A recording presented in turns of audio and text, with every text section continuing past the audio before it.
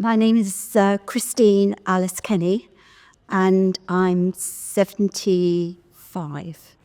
I was born in the Warnford in Leamington Spa, but brought up in Stratford upon Avon, and we are a Stratford family.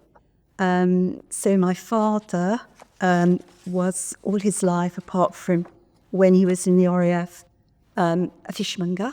And this is a picture of my mum and my father holding me when I was a baby. My sister came along when I was 5. It was a treat because I was 5, and normally if my parents took us anywhere, it was always a surprise at the end of it, because I think we probably got overexcited. We came in my father's fish van. My dad didn't have a car because he didn't need one. So it's hysterical, really. So I've got to say, it was clean, but Dad had a van for deliveries. So there was a rug in the back of the fish van, and we sat in there and we came over and we got here. But to a child, it was magic. And there was nothing like that at all around here to go to. So it was a real treat. I can remember going to the lights and thinking how magical it was. And that's a picture of me that was probably about the age that I first went to the lights. It was like fairyland, really. I mean, it was like all the stories that I'd had read to me at bedtime. There's Pandy, and there was the Alice in Wonderland. There was the dancing on the lake, or not on the lake, on a stage. I couldn't work out really how rabbits were running through the trees. That was the one thing that I actually couldn't get. I really thought they were real. Of course, years later, I realised it was just lights going on and off all the time. And also, I suppose, as well, the magical ballet, because I wouldn't have gone to the theatre at that age.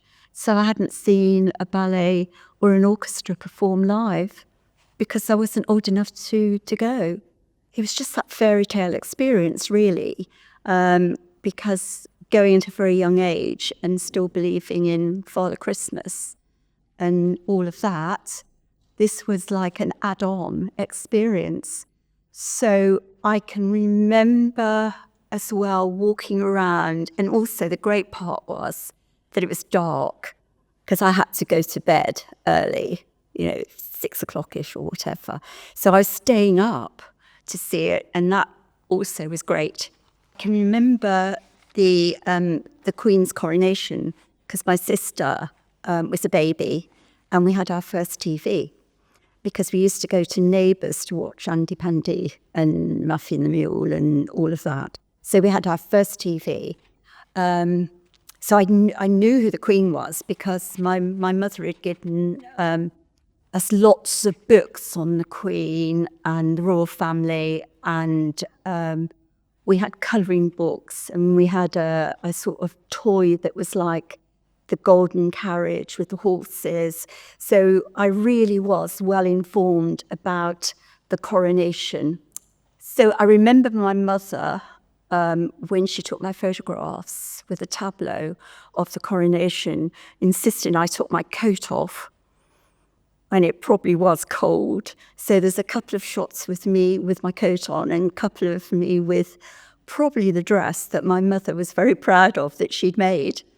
And my grandma was a dressmaker, and my mother had been a milliner.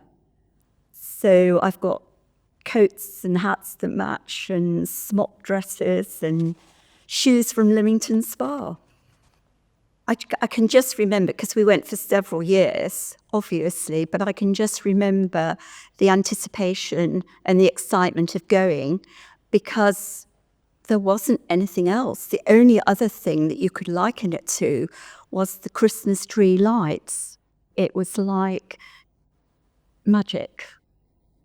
I think it was just different because people didn't have TVs really until the coronation. And it really was lovely. And I know a lot of people were really, really sorry that it finished. I think they actually thought it was a draw to Leamington to come to the Lights. And it was something that Leamington was offering and nowhere else was, unless you wanted to go to Blackpool or Walsall. But I can remember there was a buzz and an atmosphere about it. I don't think you would lose the magic. I think it would be a big draw for the town.